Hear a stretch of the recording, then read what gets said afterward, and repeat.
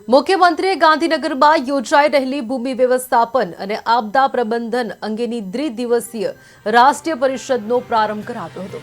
તેમણે આ અવસરે નવી રેવન્યુ ઓફિસો, રહેઠાણોનું ઉદ્ઘાટન, નવી યોજનાઓનું પ્રદર્શન, રેવન્યુ ડાયરીનું વિમોચન, સેન્ટર ઓફ એક્સલન્સ માટે શૈક્ષણિક સંસ્થાઓ સાથે MOU પર હસ્તાક્ષર તેમજ વિચરતી જાતિઓના પરિવારોને સ્વામિત્વ કાર્ડ, સુરક્ષા કીટ અને રહેઠાણ કહી શકાય કે રહેણાંક પ્લોટની સનદનું વિતરણ પણ કર્યું હતું। આ દ્વિદિવસીય રાષ્ટ્રીય પરિષદનું આયોજન રાજ્ય સરકાર અને કેન્દ્ર સરકારના ગ્રામીણ વિકાસ તથા જમીન સંસાધન મંત્રાલય તેમજ Gujarat state disaster management authority દ્વારા સંયુક્તપણે કરવામાં આવ્યું છે।